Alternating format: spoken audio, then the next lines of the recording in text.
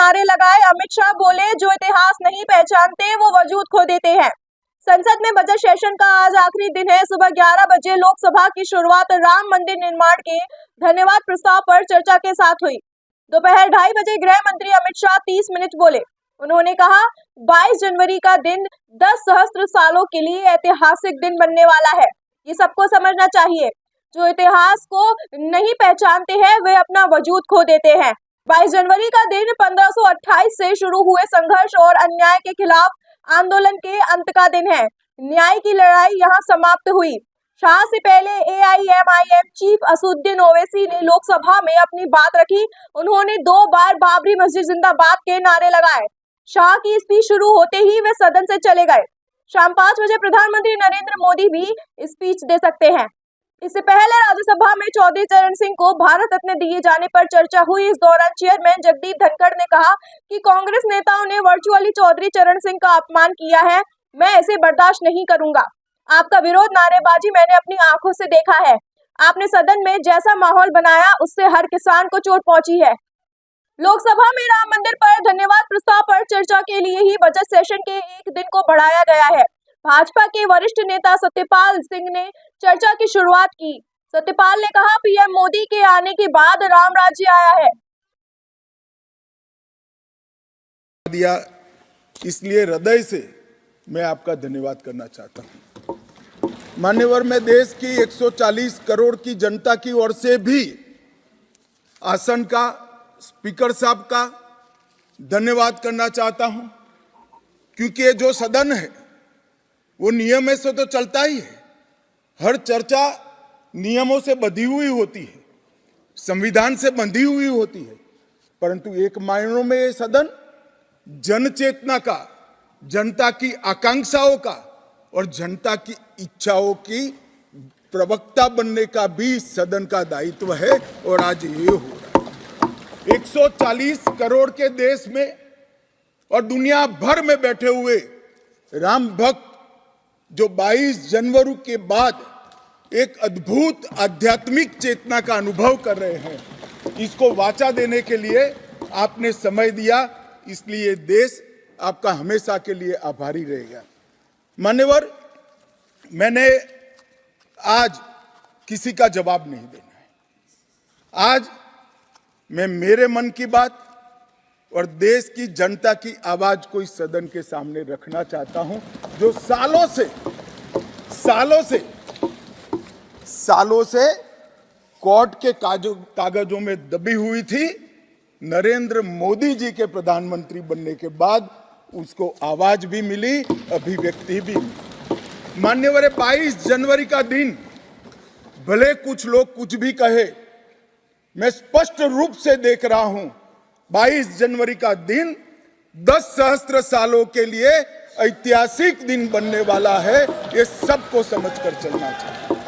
मान्यवर, जो इतिहास को पहचानते नहीं, ऐतिहासिक पलों को पहचानते नहीं, वो अपने अस्तित्व को, अपने वजूद को कहीं ना कहीं खो देते हैं। मैं आज फिर से एक बार कहने वाला हूं मान्यवर कि 22 जनवरी का दिन 10 सहस्त्र से भी अधिक सालों तक इस देश का ऐतिहासिक दिन है। मान्यवर, 22 जनवरी का दिन 1528 से शुरू हुई एक संघर्ष और अन्याय के सामने लड़ाई का एक आंदोलन के अंत का दिन है। 1528 से चली हुई ये न्याय की लड़ाई यहां पर समाप्त। मान्यवर, 22 जनवरी का दिन करोड़ों भक्तों के आशा, आकांक्षा और सिद्धि का दिन है। उनकी आज आशा आकांक्षाएं सिद्ध हुई है। मान्यवर, 22 जनवरी का दिन भारत की, समग्र भारत की, मैं चाहूंगा कि समग्र भारत पर पूरा सदन गौर करे। 22 जनवरी का दिन समग्र भारत की आध्यात्मिक चेतना के पुनः जागरण का दिन आज इतिहास में बन चुका है। मान्यवर, 22 जनवरी का दिन महान भारत की यात्रा की शुरुआत का दिन है। 22 जनवरी के दिन मां भारती को विश्व गुरु के मार्ग पर ले जाने को प्रशस्त करने वाला दिन मान्यवर बनने वाला है। मान्यवर, ये देश की कल्पना राम और रामचरित्र के बगैर कर ही नहीं सकती। जो इस देश को पहचानना चाहते हैं, जानना चाहते हैं, जीना चाहते हैं, राम और रामचरित मानस के बगैर वो जी ही नहीं सकते। राम का चरित्र और राम ये देश के जनमानस का प्राण है, ये सबको समझना चाहिए, सबको स्वीकारना चाहिए। और इसीलिए मान्यवर, हमारे संविधान की पहली प्रत से लेकर महात्मा गांधी के आदर्श राज्य की कल्पना को राम राज का नाम दिया गया। संविधान में भी राम दरबार को स्थान दिया गया। मान्यवर, जो लोग राम के अलावे भारत की कल्पना करते हैं वो भारत को नहीं जानते, वो हमारे गुलामी के काल का प्रतिनिधित्व करते हैं। मान्यवर, राम व्यक्ति नहीं है, राम प्रतीक है। करोड़ों लोगों का आदर्श जीवन कैसे जीना चाहिए, इसीलिए उनको मर्यादा पुरुषोत्तम किया गया। राम का राज्य किसी एक धर्म, एक संप्रदाय के विशेष के लिए नहीं है। राम का राज्य, आदर्श राज्य कैसा होना चाहिए, इसका प्रतीक न केवल भारत, समग्र दुनिया के देशों के लिए बना हुआ है मान्यवर। और इसलिए मैं मानता हूं कि राम और राम के चरित्र को फिर से प्रस्तावित करने का काम 22 जनवरी को हुआ है, मोदी जी के हाथ से हुआ है। वो इस देश के लिए सौभाग्य का विषय है मान्यवर। हम सब उन सौभाग्यशाली लोगों में से हैं जो 1528 वहां पर राम मंदिर देखना चाहते हैं। पीढ़ियां चली गई, हजारों लोग, लाखों लोग शहीद हुए, संघर्ष किए, आंदोलन किए, मगर ये दिन देखना स्वप्न में नहीं आया। आज हम सब बहुत सौभाग्यशाली है कि इस देश को हम देख सकते हैं मान्यवर। भारत की संस्कृति और रामायण को अलग कर कर देखा ही नहीं जा सकता। कई भाषाओं में, कई प्रदेशों में और कई प्रकार के धर्मों में भी रामायण का जिक्र, रामायण का अनुवाद, रामायण से बनी परंपराएं और रामायण को अपने राष्ट्रीय चेतना का एक आधार बनाने का काम हुआ है। कई सारे रामायणों का उल्लेख है। संस्कृत में वाल्मीकि रामायण, आध्यात्म रामायण, आनंद रामायण, अवधी में रामचरितमानस, ओडिया में 13 प्रकार के रामायण, तेलुगु में रंगनाथ रामायण, रघुनाथ रामायण, कन्नड़ में कुमुदेंदु रामायण, तोरवे रामायण, बतलेश्वर रामायण, असमिया में कथा रामायण, सप्तकांड रामायण और शंकरदेव ने भी वरगीत के अंदर रामायण का वर्णन किया। बंगला में भी रामायण मिलेगा, कश्मीर में भी राम अवतार चरित मिलेगा, बौद्ध परंपराओं में भी हनुमान जातक में रामायण का जिक्र मिलेगा, मैथिली में भी रामायण है, पंजाबी में गोविंद रामायण है। इतना ही नहीं, ओवैसी साहब चले गए, मुल्ला मसीही ने भी रामायण मसीही लिखकर सबके लिए इस आदर्श को प्रस्तावित किया है। कई सारे देशों में भी रामायण को स्वीकारा है और एक आदर्श ग्रंथ के रूप में प्रस्तावित किया है। विदेशों में नेपाल, जावा, इंडोनेशिया, कंबोडिया, तिब्बत, ये सभी देश भाषाओं में रामायण का अनुवाद भी हुआ है और उससे प्रेरणा भी ली जाती है। हमारे यहाँ आदिवासी जीवन भी एक प्रकार से अलग संस्कृति से, अलग परंपराओं से रचा बसा। उरांव में, बोडो में, संथाल में, संकाल में, बिरहोर में और छोटा नागपुर में सभी जगह स्थानीय भाषाओं में रामायण का अनुवाद भी हुआ और रामायण के आधार पर अपने जीवन को, आदर्श को बनाने का काम भी हुआ। मान्यवर, राम और रामायण से अलग इस देश की कल्पना हो ही नहीं सकती। मान्यवर, ये जो राष्ट्र की इच्छा की परिपूर्ति सम्माननीय मोदी जी के हाथ से 22 जनवरी को अभिजीत मुहूर्त में हुई है। ये लड़ाई 1528 से लड़ी जा रही है। दशकों तक ये लड़ाई चली मान्यवर, दशकों तक लड़ाई चली। लगभग 1858 से कानूनी लड़ाई चल रही है। जब से अंग्रेजों का शासन था, 330 साल के बाद कानूनी लड़ाई का आज अंत आया है और रामलला अपने गर्भगृह के अंदर विराजमान हो गए। मान्यवर 330 साल के बाद और 1528 से एक लंबा जो आंदोलन चला उसकी समाप्ति हुई है और देश की आध्यात्मिक चेतना की जागृति हुई है। मान्यवर मैं इतना ही कहना चाहता हूं, ये आंदोलन से अनभिज्ञ होकर कोई इस देश के इतिहास को पढ़ ही नहीं सकता। आज से नहीं, 1528 से हर पीढ़ी ने इस आंदोलन को किसी न किसी स्वरूप से वाचा दी और ये मामला लंबे समय तक अटका रहा, भटका रहा, लटकता रहा। आज मोदी जी के समय में ही इसको परवान चढ़ना था, ये स्वप्न को सिद्ध होना था और आज देश स्वप्न सिद्ध होता हुआ दिखा है। मान्यवर राम जन्मभूमि का जो इतिहास है ये बहुत लंबा है। अनेक राजाओं, संतों, निहंगों, अलग अलग संगठनों और कानून विशेषज्ञों ने ये लड़ाई में योगदान दिया है। मैं आज ये 1528 से 22 जनवरी 2024 तक की संपूर्ण कानूनी और युद्धों की और आंदोलनों की लड़ाई को, ये सभी योद्धाओं को बहुत विनम्रता से स्मरण करना चाहता हूं और उनकी लड़ाई जब आज समाप्त हुई है तब मुझे विश्वास है मान्यवर वो जहां भी होंगे बड़ी आनंद की अनुभूति करते होंगे, अपनी श्रद्धा को चरितार्थ करने की अनुभूति करते होंगे। गिलहरी के समान कई लोगों ने अपना योगदान दिया और मान्यवर ये राम सेतु जो बनना था 1528 से 22 जनवरी 2024 तक का, ये सेतु का भूमि पूजन भी नरेंद्र मोदी जी ने किया और प्राण प्रतिष्ठा भी नरेंद्र मोदी जी किया। मान्यवर 1990 में जब ये आंदोलन ने गति पकड़ी उसके पहले से ही भारतीय जनता पार्टी का ये देश की जनता को वादा था। हमने पालमपुर कार्यकारिणी के अंदर हमने एक प्रस्ताव पारित कर कहा था कि राम मंदिर का निर्माण, इसको कोई एक धर्म के साथ नहीं जोड़ना चाहिए, ये देश की चेतना की पुनर्जागृति का आंदोलन है।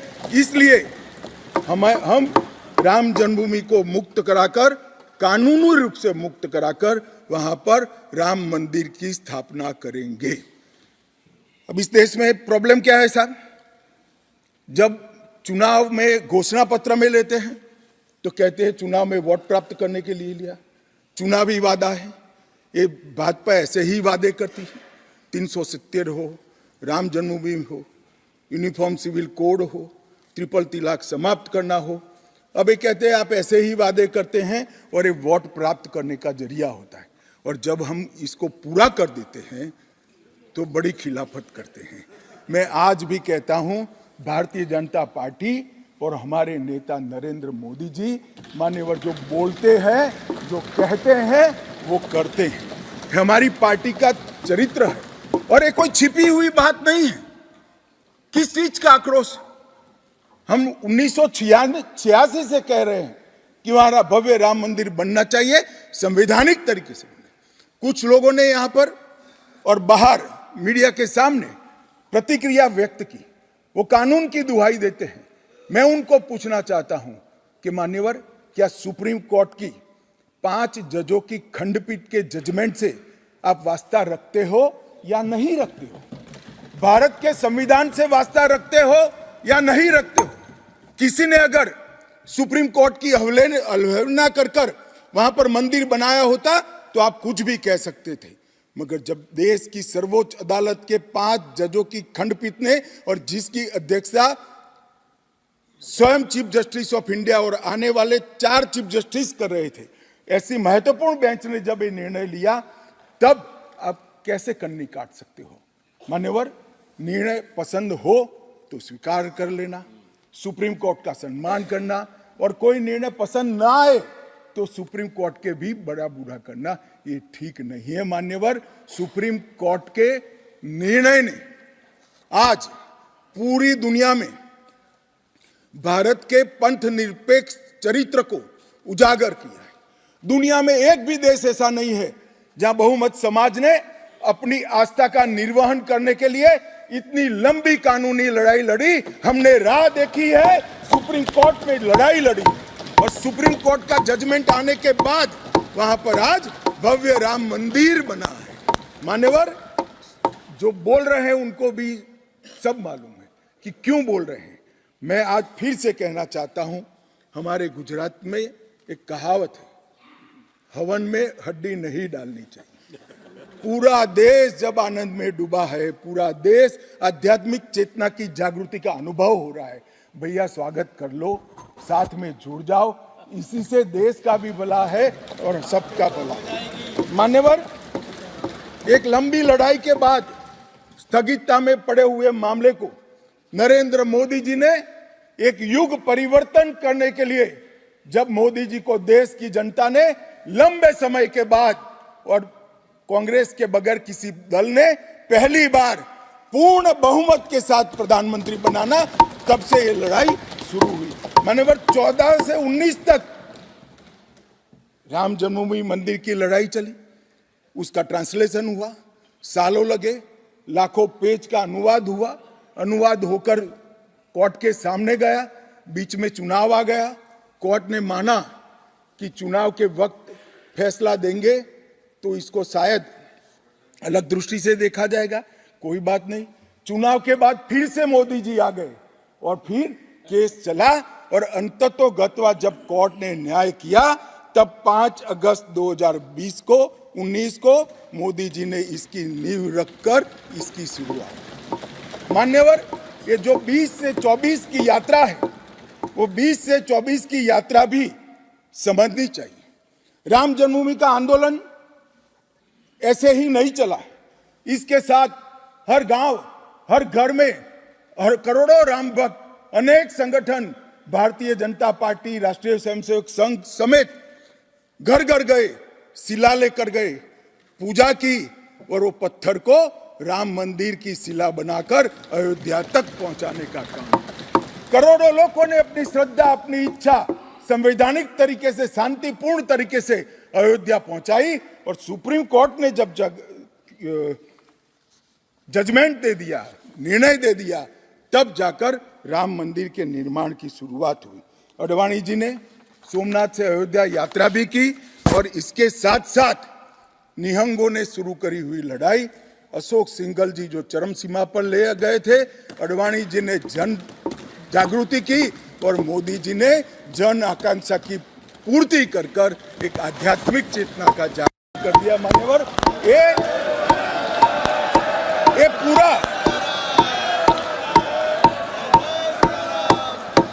पूरा आंदोलन, मान्यवर, जब भी दुनिया का इतिहास लिखा जाएगा, एक डेमोक्रेटिक वैल्यू के रूप में देखा जाएगा कि कोई एक देश अपने बहुमती समाज की धार्मिक विश्वास की पूर्ति के लिए इतने समय धैर्य रखकर सुप्रीम कोर्ट में गुहार लगाता रहे और सुप्रीम कोर्ट के जजमेंट आने के बाद सौहार्दपूर्ण वातावरण में इसकी पूर्ति हो। मान्यवर, ये बहुत बड़ी बात है और मैं मानता हूं मान्यवर कि ये मोदी जी के नेतृत्व के बगैर संभव नहीं था।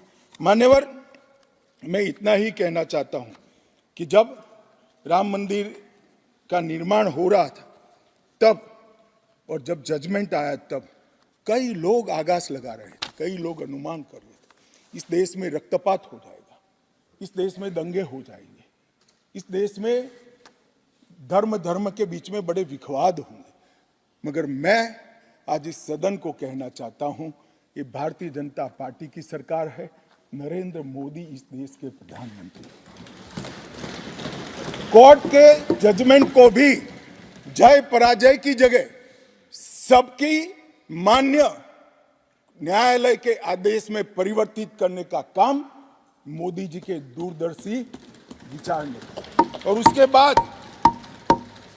बाद जब समय आया, निर्माण के बाद जब समय आया, मान्यवर, उनको न्योता मिला कि वो आकर भूमि पूजन करें। 130 करोड़ की जनता के वो जनप्रतिनिधि हैं।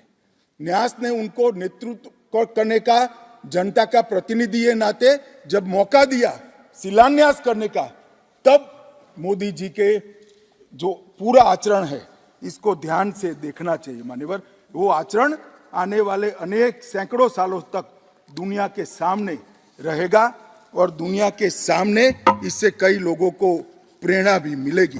मान्यवर, हम सब ने आचार्य गोविंद देव गिरि जी ने जो वक्तव्य दिया वो सुना है।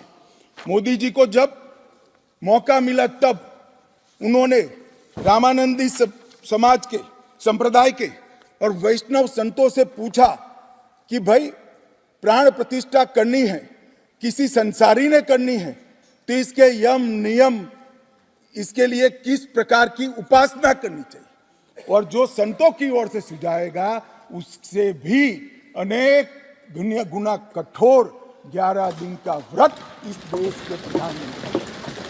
मान्यवर, 11 दिन तक सैया पर नहीं सोना, 11 दिन तक केवल नारियल पानी के साथ उपवास करना, 11 दिन तक पूरा समय राममय, राम भक्ति में रचे बसे रहना और पुरुष जीवन की उस वक्त की हर सांस को राम के साथ जोड़कर राममय बनकर प्राण प्रतिष्ठा करना। मान्यवर, ये 11 दिन में मां सबरी, गिलेरी, वानर, भालू, जटायु, ये सब के साथ जुड़े हुए देश भर में जो राम के स्थान थे, वहां जाकर राम के काज के लिए गिलहरी जैसा भी योगदान देने वालों को श्रद्धा पूर्वक प्रणाम करने का काम प्रधानमंत्री। राम मंदिर का जब भूमि पूजन का समय आया, कोई पॉलिटिकल नारे नहीं लगाए, ना मोदी जी ने इसका नेतृत्व पॉलिटिकली किया, ना हमारी पार्टी ने किया। हर रोज एक राम का भजन अलग अलग भाषा में ट्वीट कर एक भक्ति का आंदोलन शुरू किया। मान्यवर, इस देश में कई सारे भक्ति के आंदोलन खड़े हुए हैं, ढेर सारे आंदोलन खड़े हुए। मान्यवर, इस देश में भक्ति का आंदोलन कोई नया नहीं है। मान्यवर, मीरा ने चलाया, गुजरात में नरसिंह मेहता ने चलाया, रामानंद ने चलाया, एकनाथ और ज्ञानेश्वर ने चलाया, शंकरदेव और माधवदेव ने असम में चलाया, चैतन्य महाप्रभु ने चलाया, समर्थ रामदास ने चलाया। ये सब भक्ति आंदोलन ने समय समय पर देश को मजबूत करने का काम किया है, सनातन धर्म को टिकाने का काम किया है और सनातन धर्म के प्रति सबकी आस्था को बंधाने का काम। घनघोर अंधेरी रात में एक ध्रुव तारे की तरह ये भक्ति आंदोलन ने देश के जनमानस का नेतृत्व किया। भारत के ही छोर में 10 सिख गुरुओं ने अनेक प्रकार के बलिदान, एक दशम पिता ने तो अपना सर्वस्व दान कर दिया। इस प्रकार के त्याग की भी इस देश की परंपरा रही, परंतु ये समग्र भारत के हजारों साल लंबे सांस्कृतिक और राजनीतिक इतिहास में एक शासक ने, एक जनता के व्यक्ति ने, एक जनता के प्रतिनिधि ने अपने यम, नियम, तप और उपासना से भक्ति चेतना की जागृति की, तो इसका एकमात्र घटना नरेंद्र मोदी जी ने की। और मैं तो स्वयं अनुभव कर रहा हूं। मैं उस दिन बैठा था लक्ष्मी नारायण मंदिर में, दिल्ली में बिरला मंदिर में, जो जनता थी, जो लोग थे, सबकी आंखों में आंसू थे। पूरा देश राममय हो गया था और जय श्री राम के नारे लगा रहा। मान्यवर, मोदी जी ने बड़ी शालीनता के साथ विजय के, पराजय के कोई भाव के बगैर जय श्री राम के युद्ध के नारों से पूरी दुनिया जानती है। जय श्री राम की वानर सेना का युद्ध का घोष था, पूरी दुनिया जानती है। जय संघर्ष चला तब जय श्री राम चला और मंदिर बना तो जय सिया राम हो गया। संघर्ष से भक्ति की यात्रा पूरे देश को आगे ले जाने वाली यात्रा है। मान्यवर,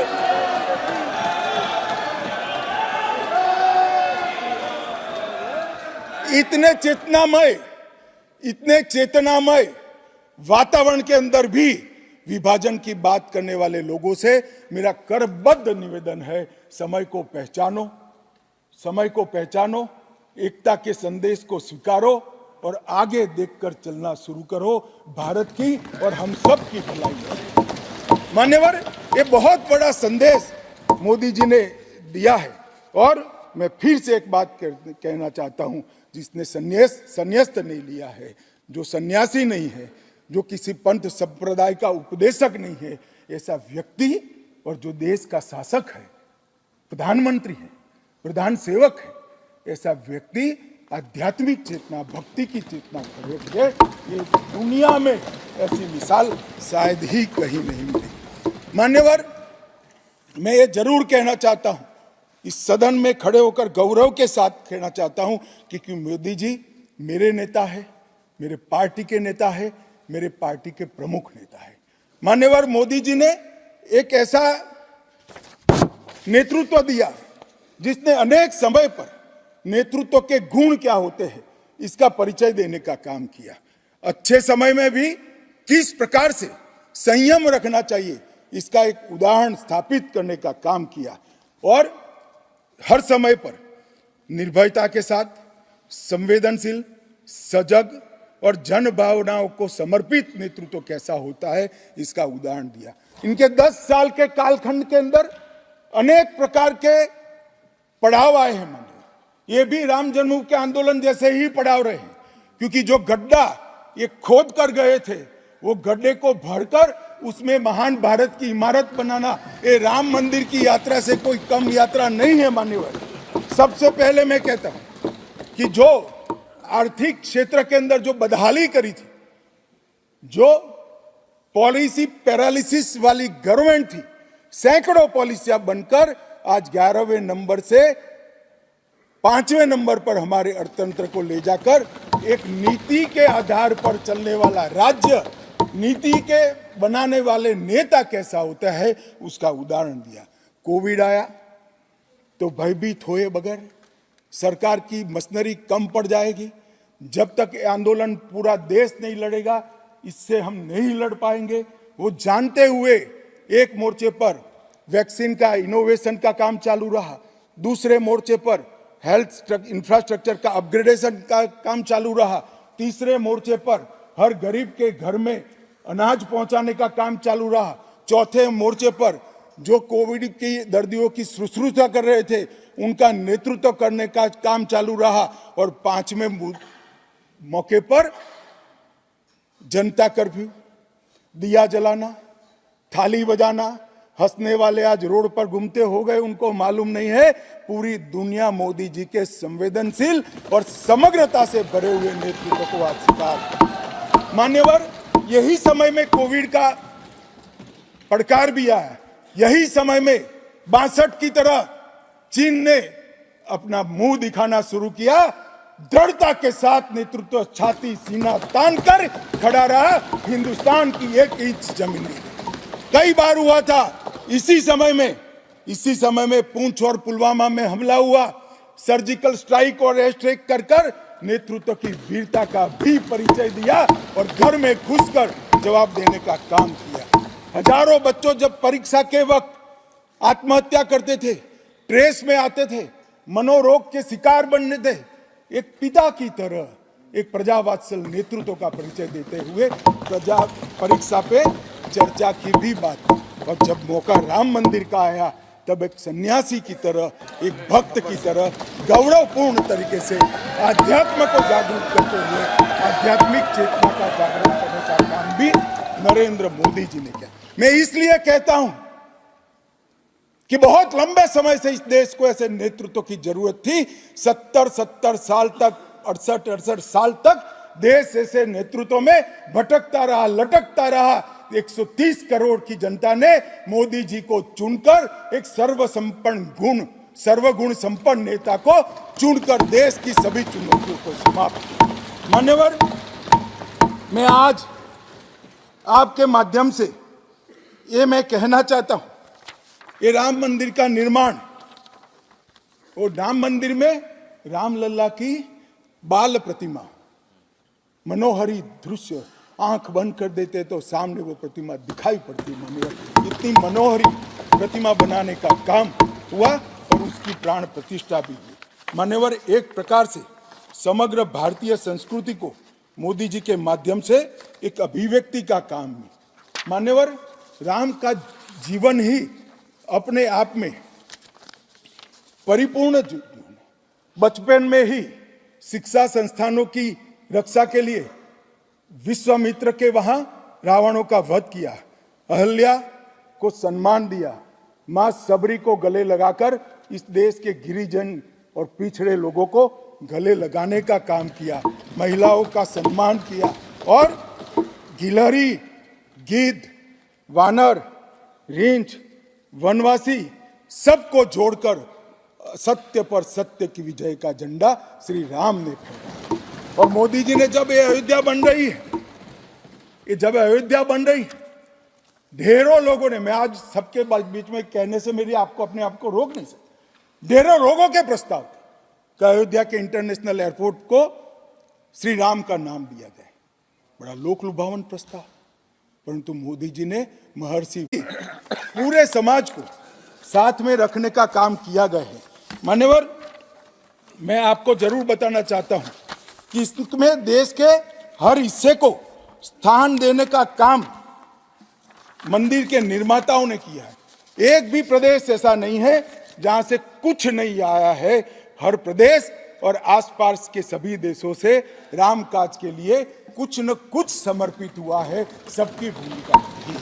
पूरे समाज को जोड़कर मान्यवर ये मंदिर बना है। ये सामाजिक एकता का एक अद्भुत उदाहरण है मंदिर है, सांस्कृतिक पुनर्जागरण का अद्भुत उदाहरण है मंदिर है।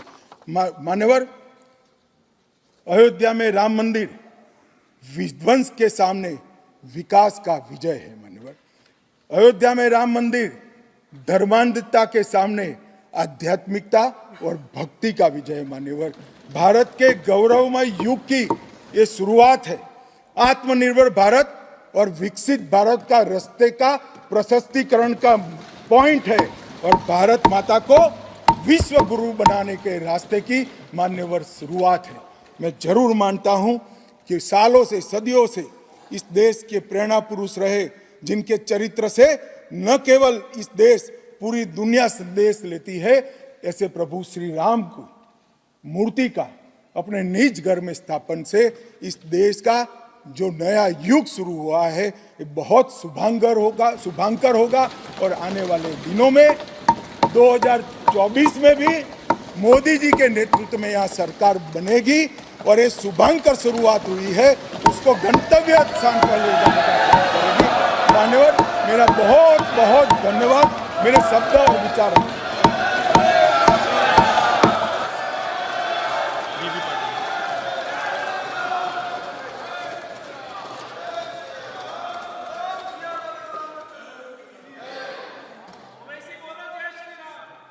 श्री बीबी पाटिल।